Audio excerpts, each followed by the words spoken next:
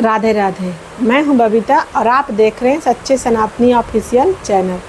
बहुत बहुत स्वागत है आप सबको मेरे इस नए वीडियो में। इस वीडियो में हम चर्चा करेंगे महाभारत काल का ऐसा प्रसंग जिसको सुनने के बाद आपको भी भगवान कृष्ण से प्यार हो जाएगा। आप भी भगवान कृष्ण के दीवाने हो जाएंगे। आप भी भगवान कृष्ण के प्रेमी हो जाएंगे। आप भी भगवान कृष्ण के भक्त बने बिना नहीं रह सकेंगे। आपकी भी भगवान कृष्ण के प्रति भक्ति बढ़ जाएगी, समर्पण बढ़ जाएगा और आप भी एक बहुत अच्छा भक्त बन जाएंगे। ये हम विश्वास के साथ कहते हैं। आप ये वीडियो को पूरा देखिएगा, ये कथा को पूरा सुनिएगा। आप सब ये कथा को सुने भी होंगे क्योंकि ये पुरातन महाभारत काल की कथा है। जब महाभारत का युद्ध चल रहा था तो सभी लोग विचलित थे, सभी योद्धा परेशान थे, परंतु पूरा महाभारत में एक ऐसा योद्धा था जो विचलित नहीं था। सुबह से शाम तक रोज युद्ध होता था। शाम में सूर्य अस्त होने के बाद युद्ध समाप्त हो जाता था और सूर्य उदय होने का सब लोग इंतज़ार करते थे। सब लोग अपने अपने खेमे में जा कर के आराम किया करते थे कि सुबह फिर हमें युद्ध के लिए जाना है। और जितने भी जो योद्धा लोग घायल होते थे वो सबको रात में लेप लगाया जाता था। कुछ आयुर्वेद, उस समय एलोपैथिक तो था नहीं, तो आयुर्वेद के द्वारा लेप लगाया जाता था। हल्दी का, तेल का, चूने का इत्यादि इत्यादि दवाइयाँ लगाया जाता था और भोजन करने के बाद सभी आराम किया करते थे। तो ऐसे ही महाभारत का युद्ध चल ही रहा था। कौरव के तरफ से बहुत सारे सेना रोज मरते थे। पांडव 5 के 5 सुरक्षित थे। दुर्योधन 100 भाई था।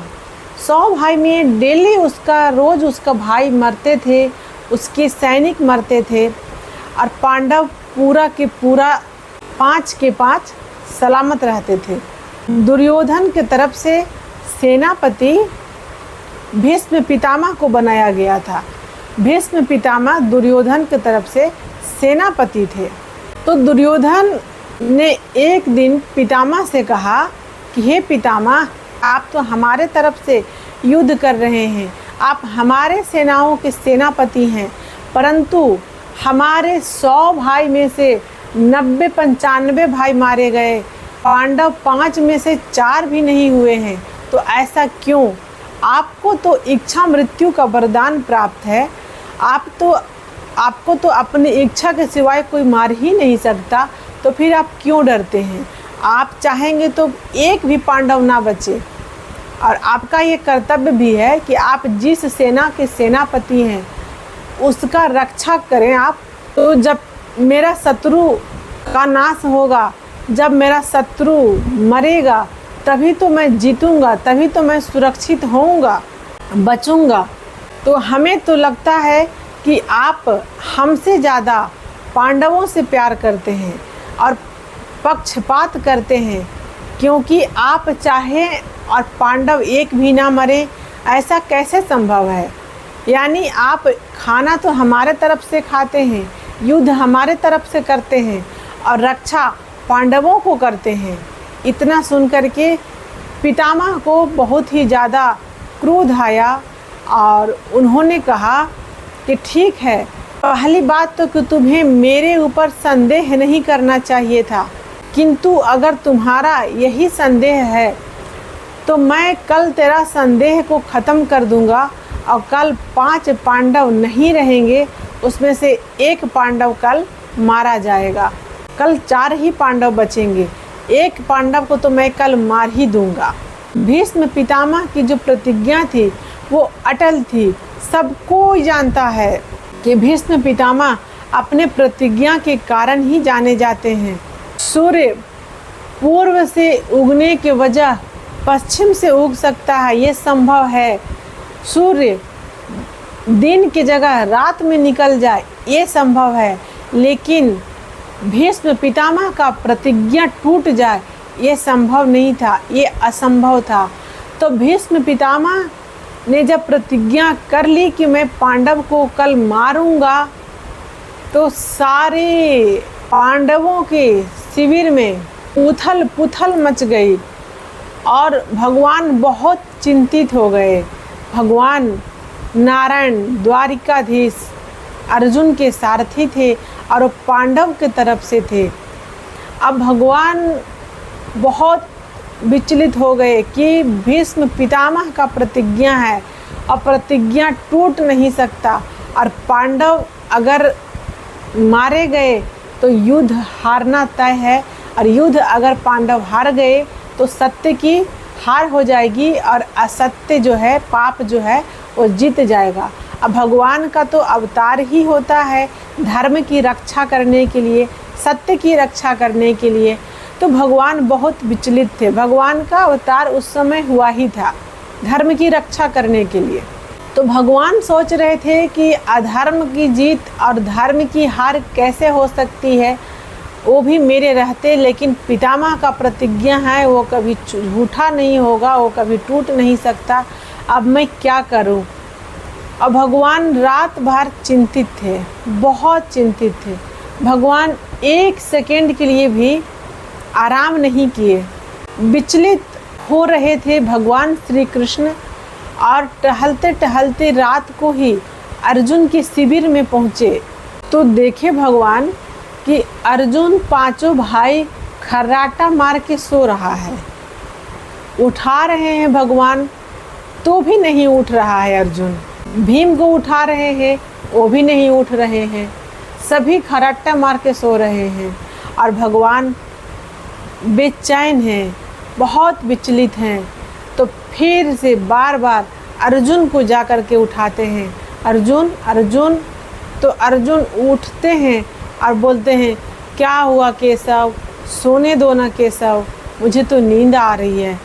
भगवान बोल रहे हैं कि तुझे नींद आ रही है? तो हाँ केशव।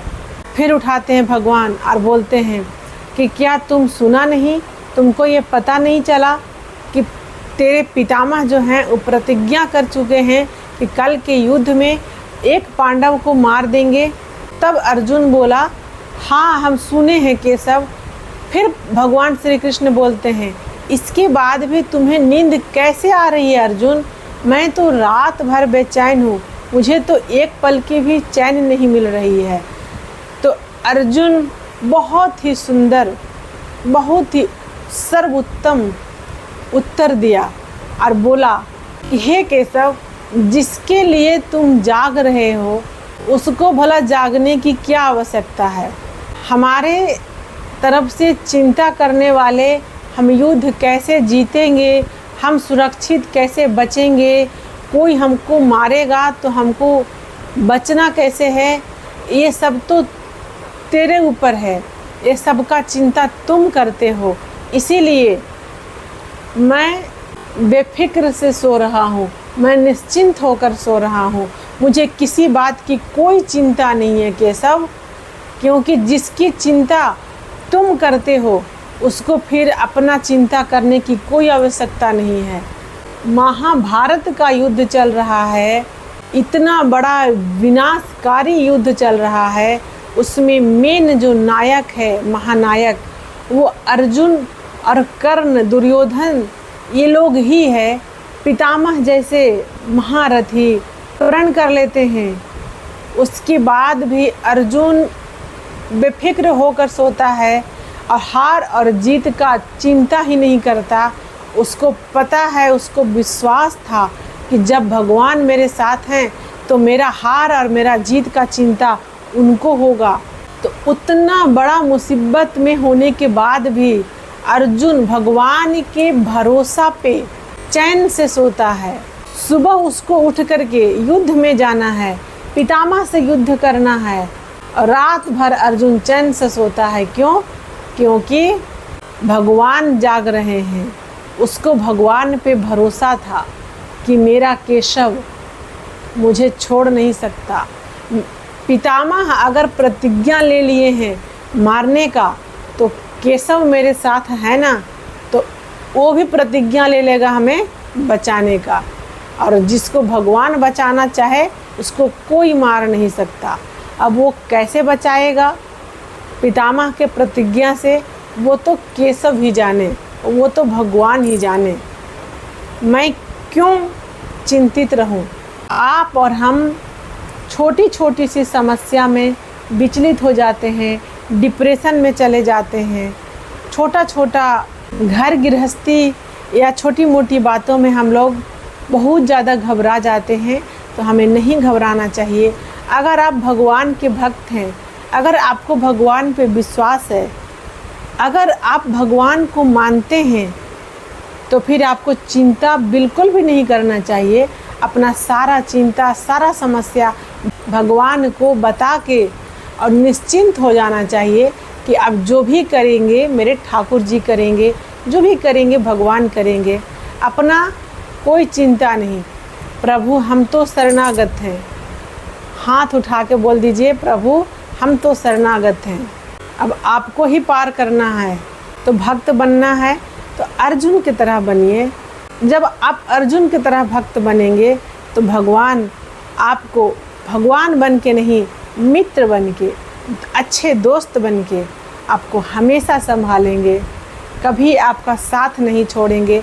और इतना बड़ा महाभारत जैसा युद्ध ही क्यों ना हो, आपको सह सुरक्षित बचा करके और राजा भी बनाएंगे। तो भगवान पे भरोसा ज़रूर कीजिए। मिलते हैं फिर अगली वीडियो में। राधे राधे।